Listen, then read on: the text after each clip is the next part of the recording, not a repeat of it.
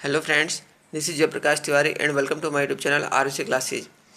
आज की वीडियो में मैं आपको दिखाने जा रहा हूँ क्लास 12th के लिए हिंदी का एक बहुत ही महत्वपूर्ण पेपर जो कि आपके प्री बोर्ड का है क्लास 12th के।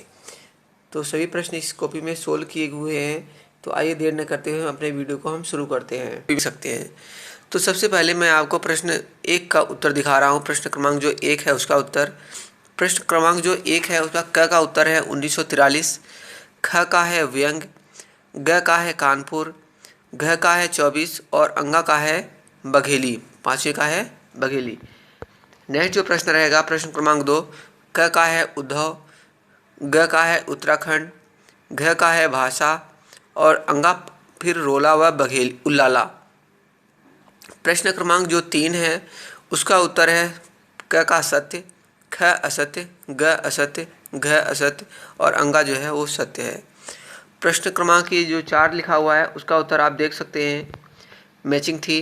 द्विवेदी युग के प्रवर्तक महावीर प्रसाद द्विवेदी। गद्य साहित्य का विकास हजारी प्रसाद द्विवेदी। क्रांतिकारी साहित्यकार गणेश शंकर विद्यार्थी। पूर्ण विचार व्यक्त करने वाला शब्द वाक्य और रसराज जो है श्रृंगार रस को कहा जाता है। प्रश्न 5वां जो है क का भारत माता, ख जो है लोक हृदय के मुहावरण को दूर करना, ग है देश सेवा और जो घ है रीवा सतना सीधी शहडोल। प्रश्न क्रमांक 6 है उसका उत्तर, मूसा कहत मोल को लीनो, यह कथन श्री कृष्ण ने कहा था माँ यशोदा से बलदाऊ की शिकायत करते हुए। प्रश्न क्रमांक 7 है रत्नाकर की गोपियों के मन में श्री कृष्ण बसे हुए हैं। रत्नाकर की गोपियों के मन में कौन बसे हैं? तो श्री कृष्ण बसे हैं। प्रश्न क्रमांक 8 है सहज रंगीली नायिका इंद्रधनुष के रंग में रंगी हुई थी। प्रश्न नंबर 9 है केवट की जीविका का एकमात्र आधार उसकी नाव थी। प्रश्न नंबर जो 10 है उसका है जब युवा साहस के साथ संघर्ष के लिए चल पड़ता है तो विघ्न बाधाएं सहमकर मार्ग छोड़ देती हैं। नेक्स्ट है जो प्रश्न 11वां, भय जब स्वभावगत हो जाता है तब वह कायरता या भीरुता की संज्ञा को प्राप्त करता है। नेक्स्ट है इसमें उत्तर, घर खुलते ही लेखक को लगा जैसे तोल के साथ ही उसके भीतर कुछ स्मृतियां खुलती जा रही थी। ताले के साथ ही उसके भीतर कुछ स्मृतियां खुलती जा रही थी। प्रश्न क्रमांक 13 है जीवन सागर के कथन से निकले चिर वियोग के हलाहल को गौतम की पत्नी यशोधरा ने पिया। प्रश्न क्रमांक 14 का उत्तर है अपनी प्रारंभिक कविताओं के प्रताप में छपने के 2-3 साल के अंदर ही लेखक की मित्रता कानपुर के सुप्रसिद्ध साहित्यकार श्री विश्वनाथ शर्मा, कौशिक बालकृष्ण शर्मा नवीन एवं श्री रमाशंकर अवस्थी जैसे उच्च कोटि के साहित्यकारों से हो गई थी।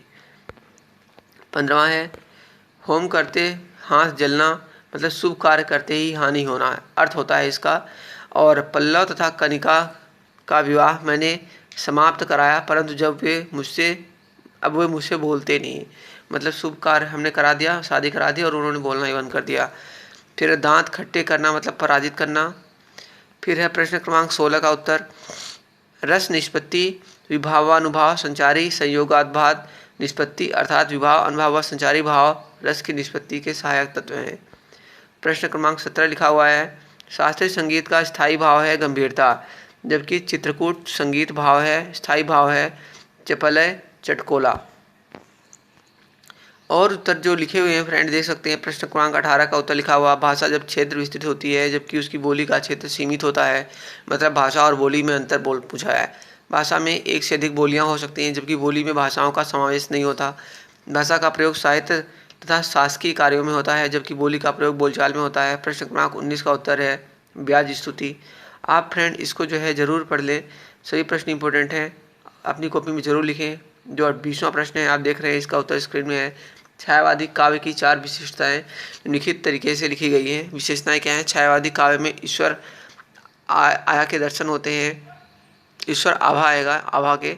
छायावादी काव्य में कल्पना की प्रधानता होती है। छायावादी काव्य में भावना की प्रधानता होती है। छायावादी काव्य में प्रकृति मूलक होती है। प्रश्न क्रमांक 21 है कहानी पढ़ने में कम समय लगता है जबकि उपन्यास पढ़ने में अधिक समय लगता है। कहानी में पात्रों की संख्या कम होती है जबकि उपन्यास में पात्रों की संख्या अधिक होती है। कहानी और उपन्यास में अंतर पूछा था, ये उसका आंसर है। कहानी का आकार सीमित होता है जबकि उपन्यास का आकार विस्तृत होता है।